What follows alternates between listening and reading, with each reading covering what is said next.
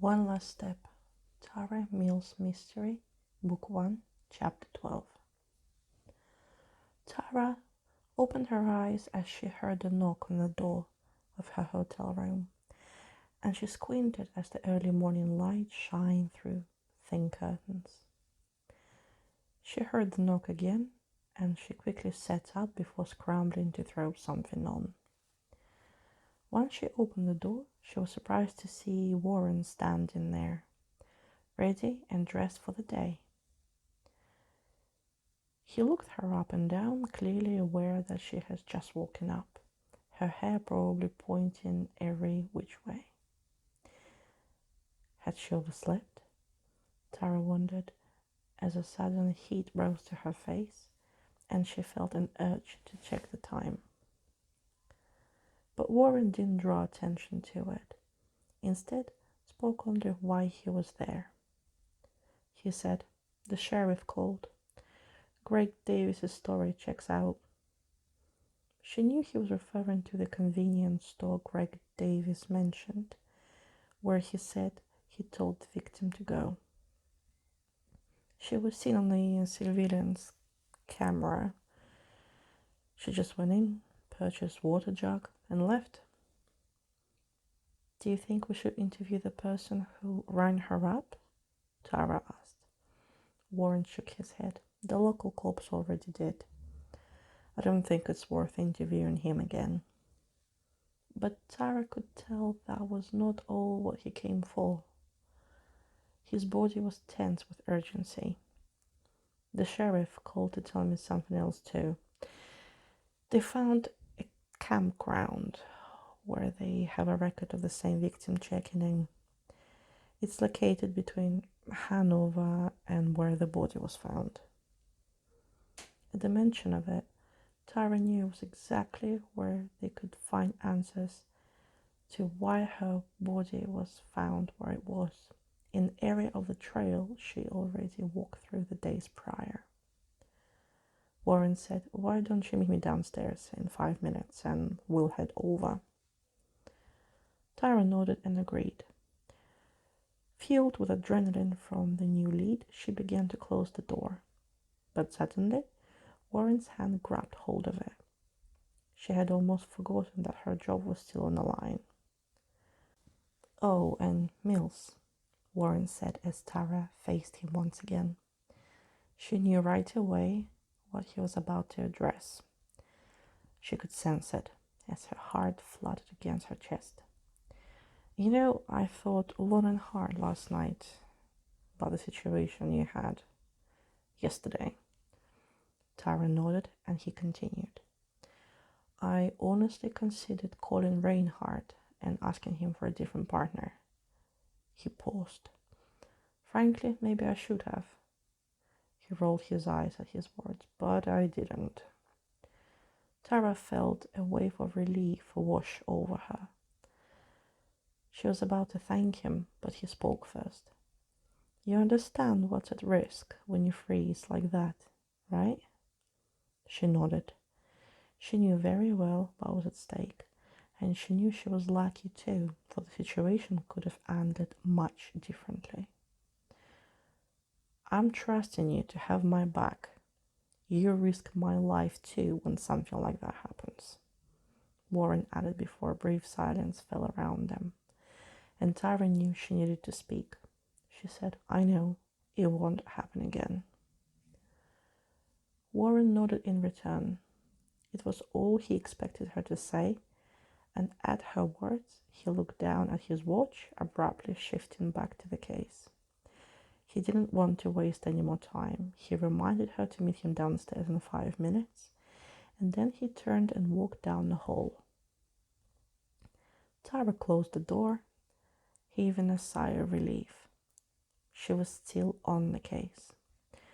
Warren was trusting her again, but as she got ready, an unsettling feeling swirled within her, because she knew deep down she could barely trust herself. Tara and Warren waited as the man behind the counter carefully searched for the victim's name in the computer. They had just arrived at the main office of the camping grounds moments earlier. and when Warren had mentioned the victim's name, it immediately confirmed who they were. "I spoke to the police not that long ago. You guys are quick," he said as he continued to search for the camping lot number that the victim was assigned. Tara and Warren waited in silence. There was still an awkwardness lingering between them, but Tara knew it mainly stemmed from her. On the ride over, they barely spoke, and when they did, it was a result of Warren sparking the conversation. Each time he spoke, all she could think about was her panic attack, her nightmare, and the overwhelming feeling that it could all happen again. And it left her uncertain of how to act around them. But Tara also knew her hesitation toward anyone on this case would only do her more harm. And as she stood there, she reminded herself that she needed to move forward and focus on the case. The man said, "She camped here only one night," as he scrolled through some information on the computer. "That was 3 nights ago." Tara said, "Do you remember checking her in?" as she slid the image of the victim across the counter. He looked down at her briefly, and then his eyes darted up. "Yeah, I remember checking her in." His confirmation struck a strand of hope within Tara. "Did she mention anything to you? Maybe someone she met? Where she was going?" But the man only shook his head as he directed his attention back to the computer. "She was only in here for a couple of minutes. I assigned her a lot, she paid, and she left. She didn't mention anything to me." He shrugged. A cloud of disappointment swirled in Tara's mind as the man leaned in a bit closer to the computer. Let's see, lot 4, that's where she stayed. Tara and Warren thanked him and were quickly out the door.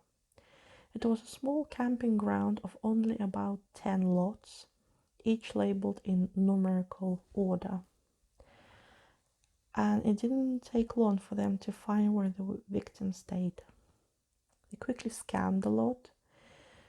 It was a barren patch of dirt with a fire pit, and other than grey ash and burnt wood, there was nothing to show the victim had stayed there. However, it was early morning, and in the other lots, campers were still waking up, preparing breakfast, or packing for the departure. She knew there was a chance that someone perhaps might have interacted with the victim. Tara said, "Let's ask around," as her eyes fell upon a man in the lot directly next to them, sitting next to the fire. Warren followed her gaze. "Yes, we'll start with him," he replied as he began to walk to that man. Tara tailed behind as they moved closer. She could see the man with a scruffy beard pouring a pot of boiling water into a coffee drip over his cup. When done, he looked up in surprise. He said, "Can I help you?" as he placed the pot down and let the water filter through. Tara held out her badge. "We were hoping we could just ask you a couple of questions." The man looked startled as he shifted in his fold-out chair, now fully facing them.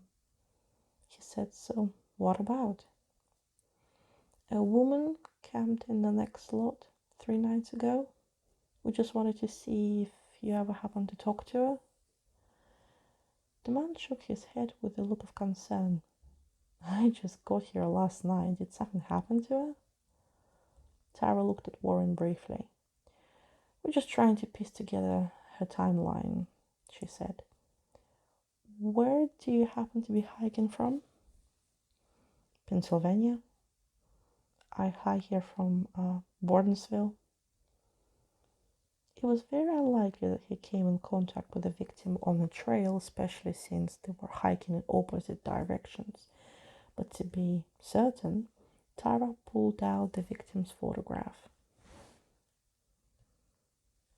"Does she happen to look familiar to you at all?" Maybe you saw her on a trail?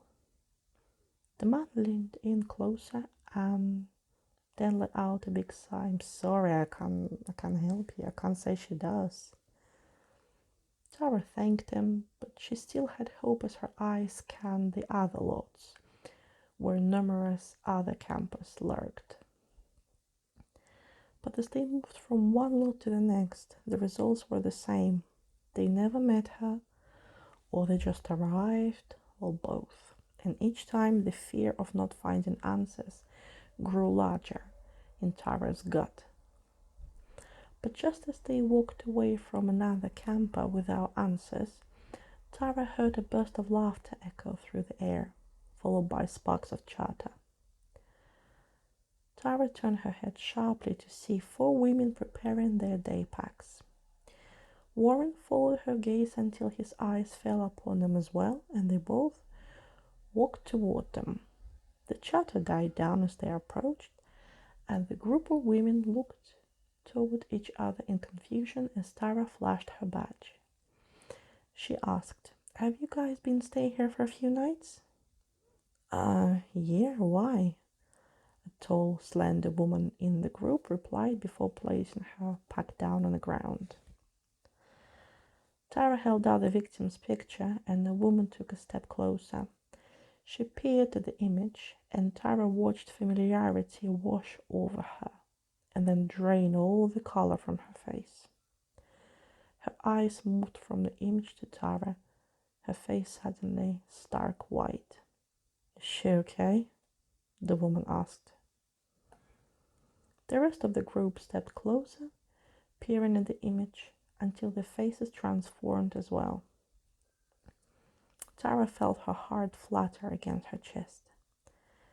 There were answers here. She could feel it. "Do you know her?" The woman's eyes drifted toward where the victim camped days earlier. "Yeah, we met her a few days ago and she came over and had a couple of beers with us." She paused briefly. "Well, is she okay?" "I'm sorry to inform you, but her body was found a few miles from here." One of the women gasped. The others glanced at each other with a shared disbelief, confirming in Tara's mind that they weren't suspects. "Did she mention anything to you? Where she was going? Who she met, maybe?" The tall, slender woman shook her head. "She didn't mention if she met anyone, did she?" she asked as she looked at her friends. They all shook his heads. "She mentioned Hanover," another woman with jet black hair added. "She was heading there." "Did she say where she might stop?" Tara asked, already partially knowing the answer but fishing for any more information. The woman stared off at the empty lot in deep thought, as if trying to picture the conversation. "She mentioned she needed a water jug," she started, and Tara nodded, already expecting the answer. "She said she was also looking forward to getting something to eat." "Did she mention any places she wanted to eat at? Or did you guys suggest any?" Tara asked, feeling on the brink of getting somewhere, but the woman just shook her head in response. A brief pause lingered between them. "Did she mention heading back up north at all? Her body was found a bit north of here." They all shared a quick glance again, and then the dark-haired woman who spoke moments earlier spoke again. She began, "That's strange. I did mention a waterfall a couple miles north up the trail. She didn't sound interested, but maybe she decided to check it out after all." It was a new bit of information, and Tara thanked them all before she and Warren turned and headed to the car. They both knew they had exhausted their efforts, and Tara muled over the conversation in her head. If the victim went to the waterfall, it would explain why her body was found where it was, but it didn't make sense why she would head there after Hanover.